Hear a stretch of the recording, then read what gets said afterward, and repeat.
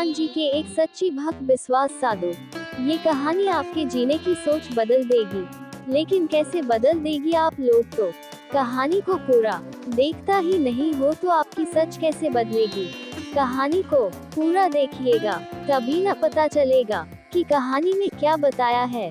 ऐसे तो आधा अधूरा ज्ञान घातक होता है। तो अब ध्यान से सुनो, इस वीडियो के माध्यम से एक ऐसी कहानी को सुनाने जा रहा हूँ कि आप लोग का जीवन जरूर बदल जाएगी। तो अब कहानी को शुरू करता हूँ।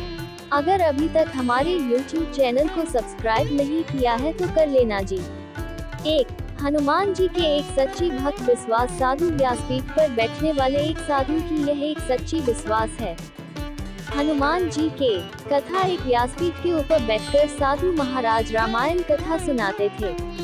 इस कथा को सुनने के लिए बहुत सारे लोग आते थे और कथा सुनकर जाते थे।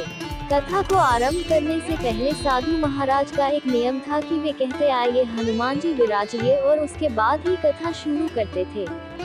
वहीं पर एक व्यक्ति कथा सुनने के लिए आता था जो खुद को वैज्ञानिक समझता था। जब कई बार साधु से यह बात सुनी तो उसे लगा कि यदि साधु ऐसा कहते हैं तो क्या सचमुच हनुमान जी आते ही होंगे।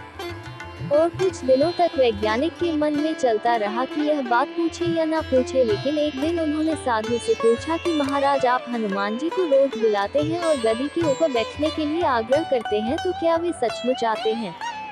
उसके बाद साधु ने कहा कि हाँ, जब राम कथा होती है तो हनुमान जी आते हैं और राम कथा सुनने के बाद ही जाते हैं। तो अब वैज्ञानिक को तो सबूत चाहिए था, तो बोला कि ऐसे बात नहीं बनेगी। यदि हनुमान जी आपके यहाँ पर आते हैं तो आपको सबूत देना होगा। हम कैसे मान लें कि हनुमान जी यहाँ पर आते हैं कि नहीं आते हैं?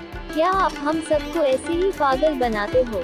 अगर हनुमान जी सच में आते हैं तो हम लोगों को साबित करके दिखाओ।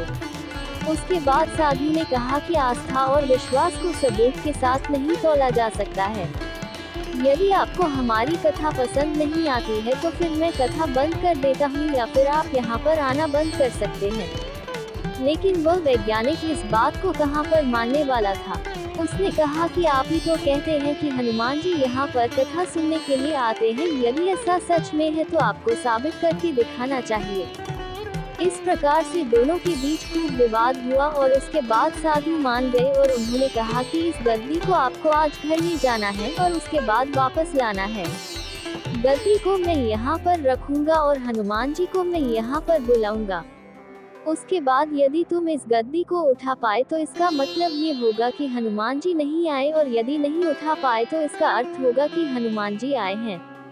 इस शर्त को मानने के लिए वह तैयार हो गया और उसके बाद दोनों ने अपनी अपनी शर्त रखी। वैज्ञानिक ने कहा कि यदि मैं गद्दी को नहीं उठा सका तो वैज्ञानिक पद को छोड़कर आपसे दीक्षा ले लूंगा, और संत ने कहा कि यदि हनुमान जी नहीं आए तो मैं आपके यहाँ पर चपरासी करने लग जाऊंगा।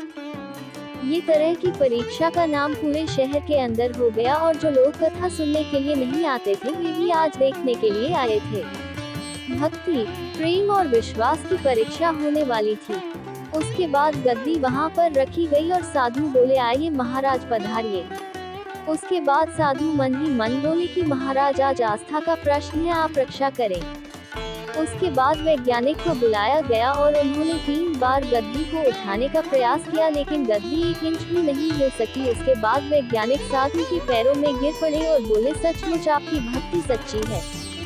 श्रद्धा और भक्ति से जब हम किसी देव की आराधना करते हैं तो उसके अंदर बहुत अधिक शक्ति आ जाती है। तभी तो कहा गया है कि मानो तो देव, यदि नहीं मानो तो पत्थर। अगर हमारी बातों से आप लोग को अच्छा लगा हो तो इसी प्रकार की वीडियो देखने के लिए हमारे YouTube चैनल को सब्सक्राइब जरूर कर देना जी, ताकि मैं जब भी अगला वीडियो अपलोड करूँ तो सबसे पहले आप लोग के पास पहुँचे। अब आप लोग हमें अपना कीमती समय देने के लिए आप लोग को दिल से धन्यवाद करता हूँ जी। नमस्ते।